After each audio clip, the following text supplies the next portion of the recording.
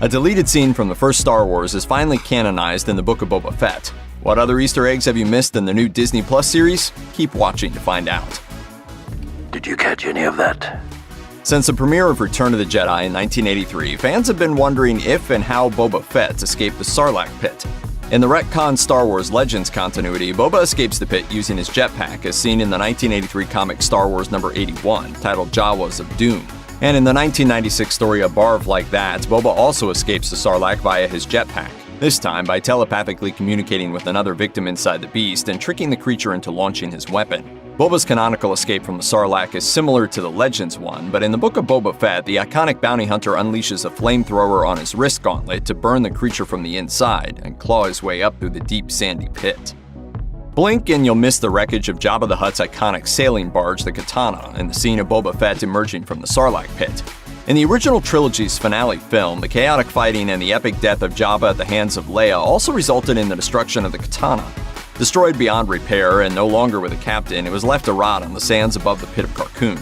In the Book of Boba Fett, the remains of the destroyed barge can be seen behind Boba at the edge of the pit as he claws his way to the surface and collapses on the sand. We're sure the Katana has been picked clean of any valuables over the years by some Jawas, just as they do to an unconscious Boba in the first episode.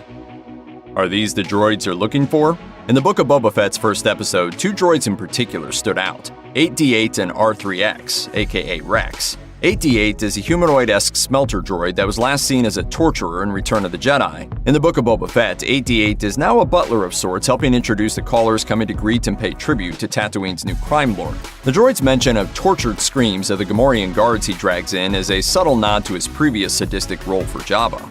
Those two Gamorrean guards are also very likely the same ones who served Jabba in Return of the Jedi.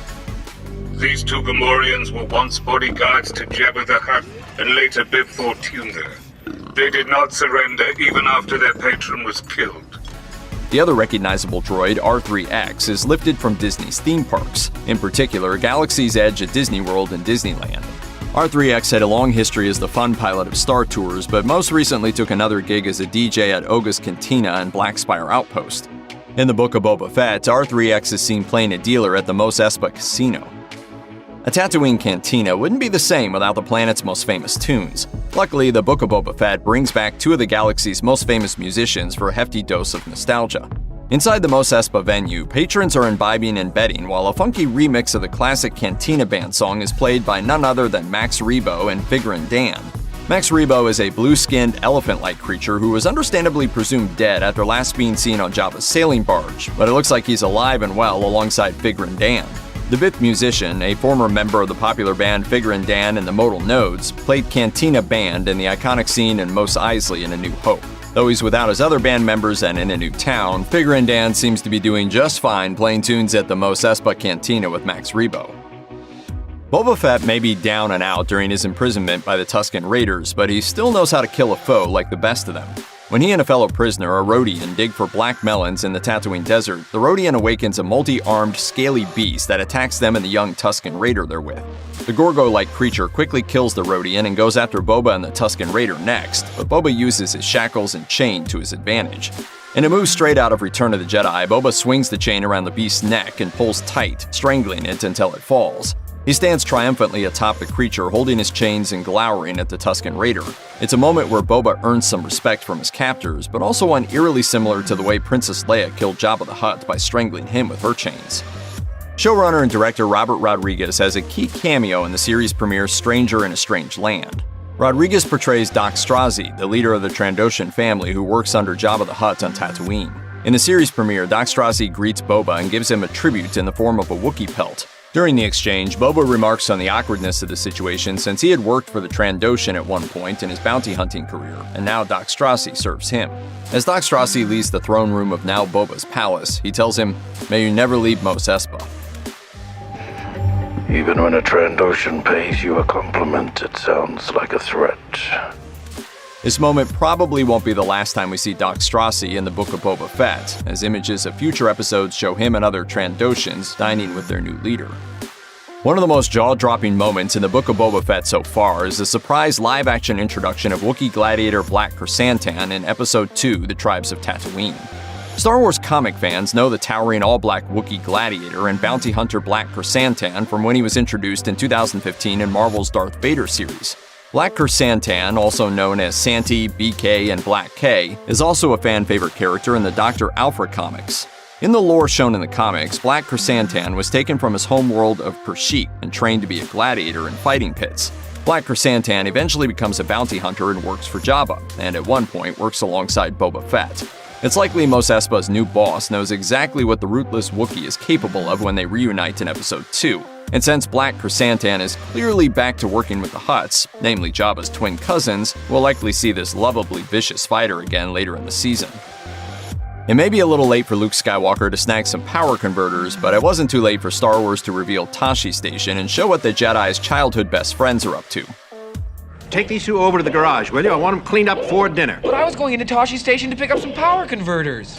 You can waste time with your friends when your chores are done.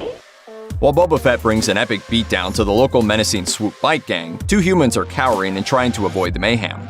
These two humans, a man and a woman, are never named in the episode, but they are most certainly Luke's friends, Cammy and Fixer, and this small cantina is Tashi Station. The brief shots of the building's exterior and interior architecture show details that match the deleted scenes of Tashi Station from the first Star Wars movie in 1977.